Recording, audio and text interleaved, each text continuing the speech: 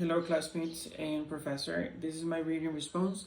Today I'm going to be talking about critical incidents for intercultural communication, and I'm going to be linking them to values for nonverbal and to personal social identity. Okay, so let's get started. I want to start with values for nonverbal related to costumes. So as someone who was born in the Costa Rican environment or culture, there are a lot of things that we do that are not as or not usually explained to other people. There are some cultures in which they do share a similar way of acting or behaving. However, in others, it's not very common. And one of them, for example, is when someone is feeling bad, that depending on how close you are to the person, you may actually just touch somebody's arm and say like, I'm sorry. However, the person is closer to you and the person is going through a difficult moment, it's more common for us to actually go and hug the person. This is actually considered as part of it, like the norm or what you should do, because if you don't, then some people might actually interpret this as rude, which not necessarily is rude, because we need to understand that there are other cultures and they behave differently and they think differently. Also, this happens with nonverbal.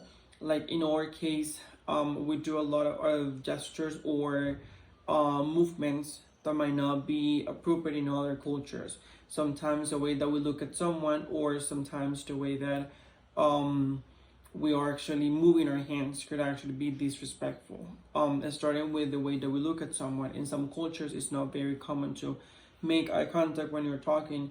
While in ours, is actually a very, very common thing to do. And something that I've noticed is that if you're talking to a Costa Rican and they're not paying attention to you for X or Y reason, they might actually say like, I am paying attention. I just have to finish this or send this message or finish with this assignment, and as soon as I finish with this, then I want to go back to you. So they are giving you this disclaimer like, hey, I am paying attention. I apologize that I'm not making eye contact, but I am paying attention. Which in other cultures, actually, if you make eye contact, could be seen as rude. So what can we do in these type of scenarios? Well, first of all, it's important for us and our students to understand this. And as teachers, we should be aware or not aware. We should not only be aware, but also have all the resources and information about how other cultures perceive, for example, eye contact, and make sure that we explain this to our students. Because maybe if they go to a different country and they're trying to make eye contact, but it's a culture, but this is seen as disrespectful, they might actually feel like the other person is being rude, when actually the other person might be thinking the same about us, that we're actually rude for trying to make eye contact when it's not the norm in that specific culture. But if we're able to understand these, then we're going to be able to and explain this and make sure that our students understand this. We're actually going to be able to take the whole learning process to a whole new level. There's actually a quote that I really like in the Critical Incidents book that actually says,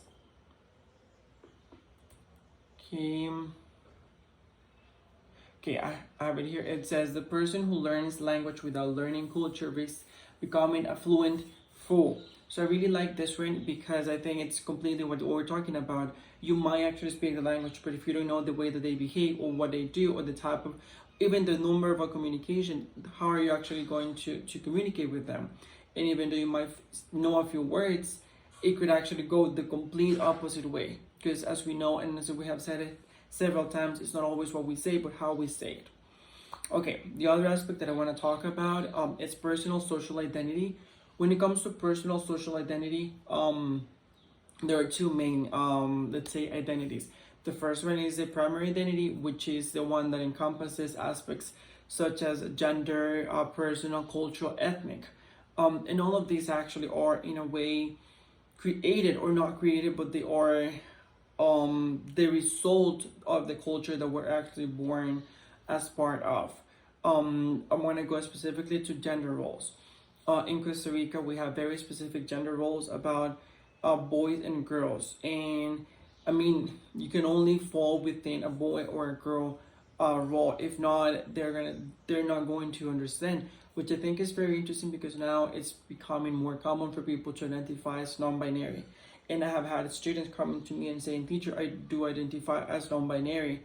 And as teachers, our role is even more important because that level of acceptance and understanding and even tolerance that they require should come from us, of course, from their family as well. But we should be or make sure that the rest of the class understands that, knows the difference from one term to the other, and also is able to accept them or at least respect them. Because we cannot force people to accept other realities or other aspects that they're not used to, but we should make sure that we do provide information, and aside from just providing the information, that we create this sense of respect that our students follow. Because if they don't follow this, they might just go through life disrespecting people, and that's exactly what we don't want. And as teachers, I do believe that's the main part of it, especially because as the author says, when it comes to identity,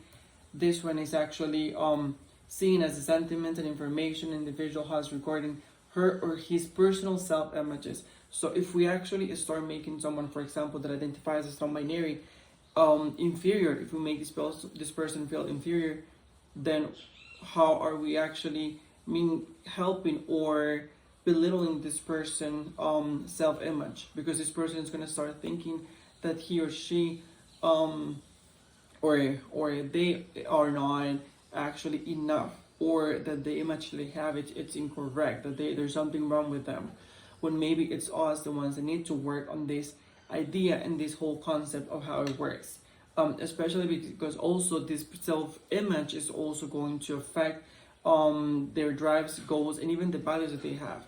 So if we make sure that we teach our students to accept and understand that, I think that's the right word, to understand that there are other realities, and that we don't always need to tag everything with something, and that if something falls outside of the tag that we're used to use, it doesn't mean that it's wrong. And that'll be all. I hope that you enjoy my reading response.